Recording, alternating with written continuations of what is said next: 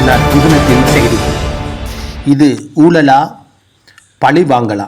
பொருளாதார அபிவிருத்தி உத்தியோகத்தர்களின் அலுவலக கொடுப்பனவு மாதம் 750 வீதம் சுமார் 21 கோடி ரூபாய் கடந்த 2013 தொடக்கம் 2025 வரை வழங்கப்படாமல் இழுத்தடிப்பு செய்யப்பட்டதை அறிந்து தீர்வு காணும் நோக்கில் அதன் பொதுச் செயலாளர் தம்மிக்க முனசிங்க கலந்துரையாடினார் மன்னார் மாவட்ட அரசாங்க அதிபர் கனகேஸ்வரன் அவர்களுடன்.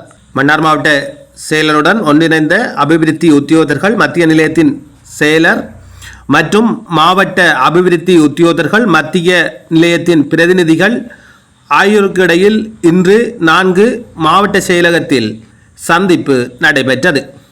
இதன்போது பல்வேறு பிரச்சனைகளுக்கு தீர்வு கிடைத்தன. அவற்றில் இதுவரை வழங்கப்படாத பொருளாதார அபிவிருத்தி அதிகாரிகளுக்கான அலுவலக கொடுப்பனவு 2025 மார்ச் மாதம் முதல் ஜனவரி பிப்ரவரி மாதங்களுக்கான நிலுவைத் தொகையுடன் வழங்குவதற்கு இணக்கம் ஏற்பட்டது.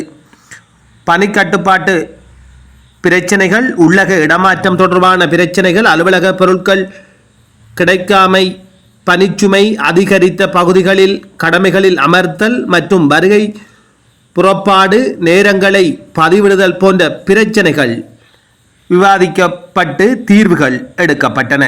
இந்த சந்திப்பில் மேலதிக மாவட்ட செயலர், கணக்காளர் உட்பட அதிகாரமுடைய அதிகாரிகள் சிலரும் கலந்து கொண்டனர். இந்த தகவலை ஒன்றிணைந்த அபிவிருத்தி உத்தியோகத்தர்கள் மத்திய நிலையம் அறிய தந்துள்ளது என்பது குறிப்பிடத்தக்கது.